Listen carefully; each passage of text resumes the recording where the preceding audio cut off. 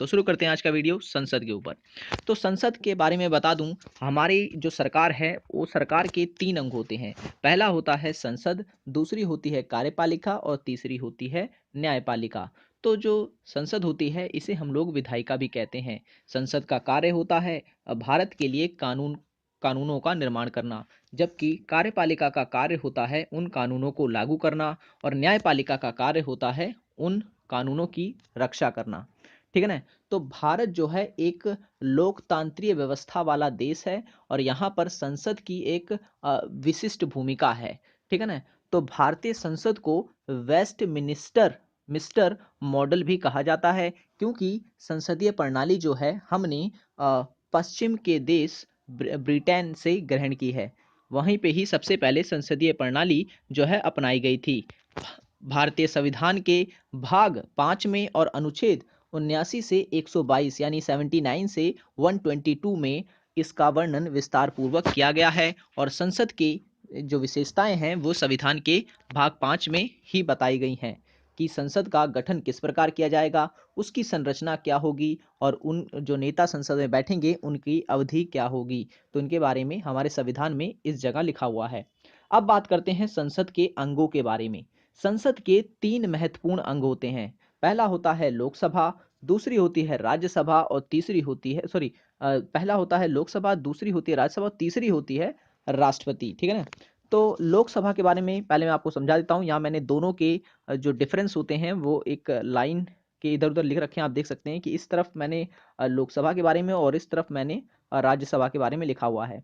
तो सबसे पहले लोकसभा के बारे में मैं समझाता हूँ कि जो लोकसभा होती है इसके अंदर 552 सीटें होती हैं और वर्तमान में इसमें सीटों की संख्या है 545। और राष्ट्रपति को यह अधिकार है, यह शक्ति है उसके पास कि वह 2 सदस्यों को लोकसभा में मनोनीत कर सकता है। ठीक है ना? तो ये बहुत इंपॉर्टेंट क्वेश्चन है कि राष्ट्रपति कितने सदस्यों को मनोनीत कर सकता है? तो राष्ट्रपति 2 सदस्यों को मनोनीत करता है लोकसभा में। और जो लोकसभा के सदस्य होते हैं वो राज्यों के विभिन्न निर्वाचित क्षेत्रों से जनता के द्वारा चुनकर आते हैं। ठीक है ना? जनता के द्वारा चुनकर आते हैं लोकसभा के सभी सदस्य, जिन्हें हम कहते हैं एमपी, और एमपी का पूरा नाम होता है मेंबर ऑफ पार्लियामेंट।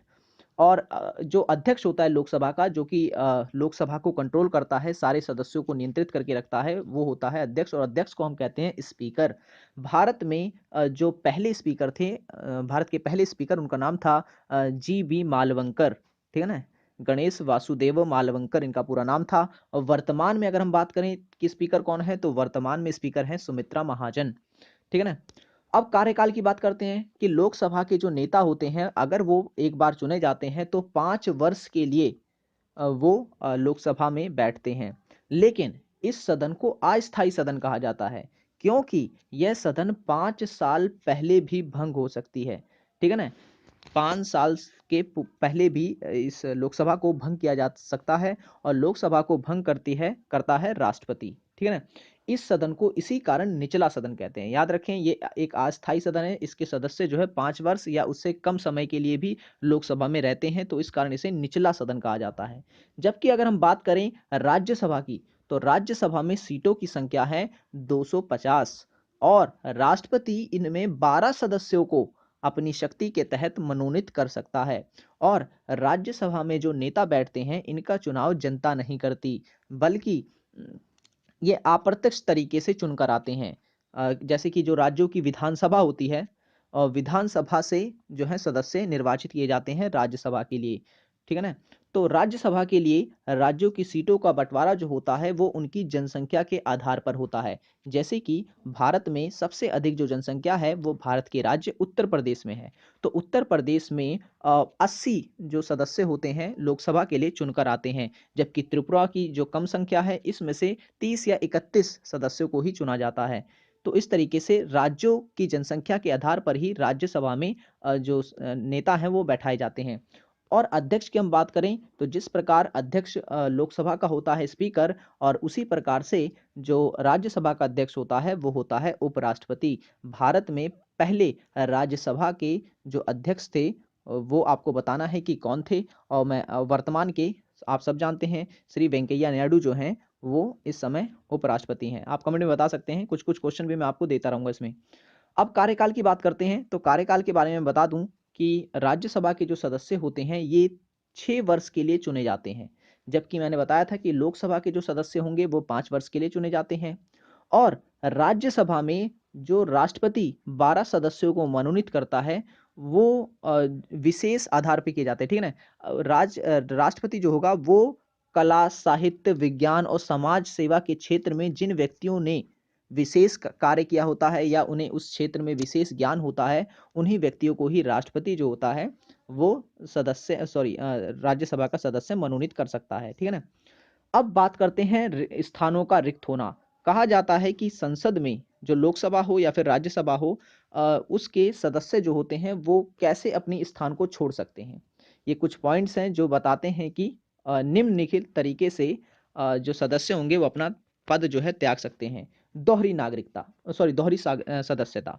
इसमें क्या होता है, यदि कोई व्यक्ति संसद के दोनों सदनों में चुन लिया जाता है, यानी राज्यसभा और लोकसभा दोनों में, तो उसे 10 दिन के भीतर ही किसी एक सदन से इस्तीफा देना होगा और उसे ये बताना होगा कि वह किस सदन का सदस्य रहेगा। यानी एक व्यक्ति सदन का एक ही सदन का सदस्य रह सकता है, ठीक है ना। और 2 सदन का एक साथ नहीं रह सकता। अगर वो दोनों सदन का है तो उसे इस्तीफा देना पड़ेगा। तो इस तरीके से पद रिक्त हो सकता है एक मंत्री का। और दूसरा है निहरता, ठीक है ना। इसका मतलब होता है अयोग्यता। यदि संविधान में जो शर्तें दी गई हैं, अगर कोई नेता उसे पूर्ण नहीं करता है या फिर दल बदल करता है, तब भी जो सीटें होती हैं वो खाली हो जाती हैं लोकसभा की या राज्यसभा के सदस्य की।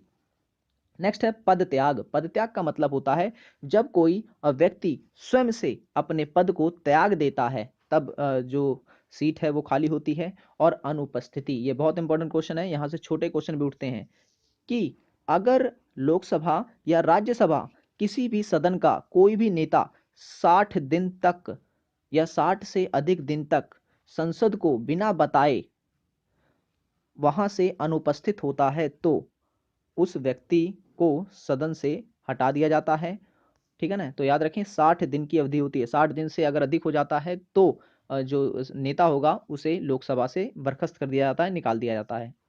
अब बात करते हैं संसद के पीठासीन अधिकारी, यानी संसद को जो नियंत्रित करते हैं, जैसे मैंने आपको बताया स्पीकर वगैरह, ठीक है ना।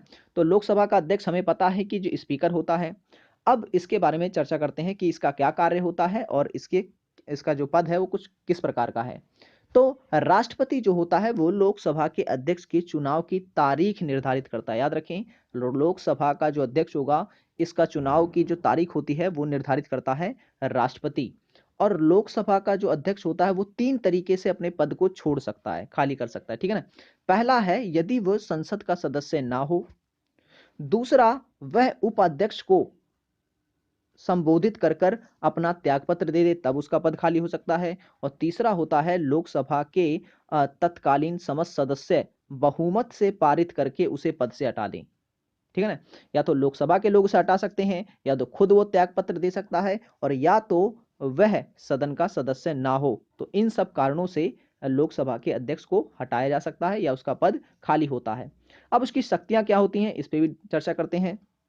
उसकी शक्तियां ये होती हैं कि वो लोकसभा के प्रतिनिधि का मुखिया होता है, यानी लोकसभा में सबसे शक्तिशाली होता है जो वहां बैठता है। लेकिन मैं बता दूं कि लोकसभा का जो नेतृत्व करता होता है वो प्रधानमंत्री को माना जाता है, लेकिन लोकसभा के नेताओं में जो उच्च स्थान होता है वो स्पीकर का ही होता है, ठीक है ना, अध्यक्ष का ही होता है।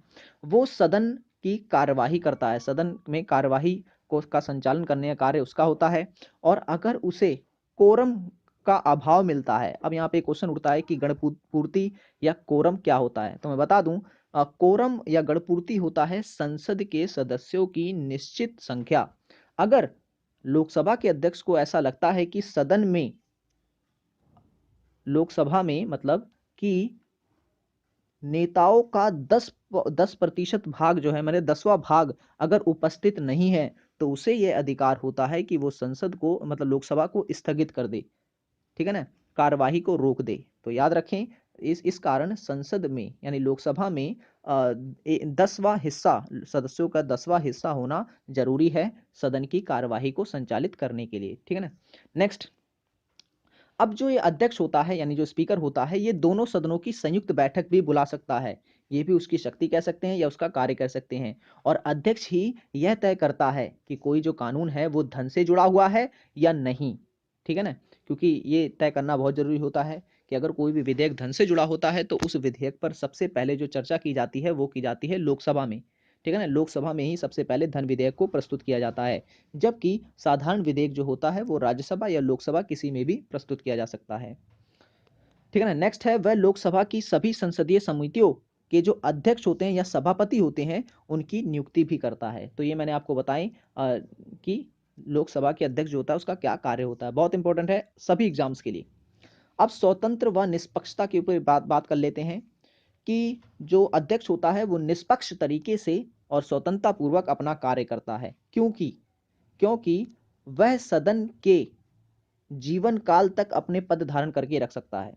आप देख रहे हैं कि वो जीवन काल तक अपने पद को धारण करके रखता है। संविधान में ये बिल्कुल नहीं लिखा हुआ है कि जो अध्यक्ष होगा वो 5 साल के लिए चुना जाएगा।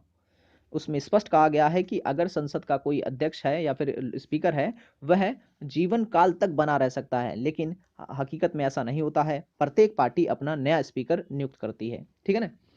उसका वेतन और भत्ता संसद द्वारा निर्धारित किया जाता है। इस कारण वो स्वतंत्र रूप से कार्य करता है। ठीक है ना? और उसकी शक्ति जो होती है न्यायालय के अधिकार क्षेत्र से बाहर होती है। यानी वो अगर कोई कार्य करता है और तो कोई भी व्यक्ति उसके खिलाफ न्यायालय में नहीं जा सकता। ठीक है ना? वह प्रधानमंत्री या उप प्रधानमंत्री को जोड़कर सभी कैबिनेट मंत्रियों से ऊपर होता है। ठीक है ना? प्रधानमंत्री और गृह मंत्री कहें या फिर उप प्रधानमंत्री कहें, उनको छोड़ दिया जाए तो उन सभी मंत्रियों में सबसे ऊपर उसे ही गिना जाता है। ठीक है ना? अब बात करते हैं लोकसभा के उपाध्यक्ष की। अब अध्यक्ष मैंने आपको बताया कि लोकसभा का हेड होता है जो कि लोकसभा को नियंत्रित करके रखता है। ठीक अध्यक्ष से नीचे भी एक पोस्ट होती है जिसे हम कहते हैं उपाध्यक्ष। अब उपाध्यक्ष संबंधी कार्य में मैं आपको बता दूं, ये भी अध्यक्ष की तरह ही लोकसभा के सदस्यों द्वारा ही चुना जाता है। और उपाध्यक्ष का जो अगर स्थान रिक्त हो जाता है तो लोकसभा के सदस्यों के द्वारा उसे नया चुन लिया जाता है। और लोकसभा अध्यक्ष उपाध्यक्ष के चुनाव की तिथि निर्धारित करता है। याद रखें, उपाध्यक्ष का चुनाव कब होगा ये तय करती है लोकसभा। ठीक है ना? और लोकसभा के अध्यक्ष की तिथि कौन निर्धारित करता है आपको बताना है। मैंने ऊपर बताया है कमेंट में कि लोकसभा के अध्यक्ष जो होता है उसकी चुनाव जो होगा वो तिथि कौन निर्धारित करता है आपको बताना है। वह प्रत्यक्ष रूप से संसद के प्रति उत्तरदायी होता है। ठीक है ना?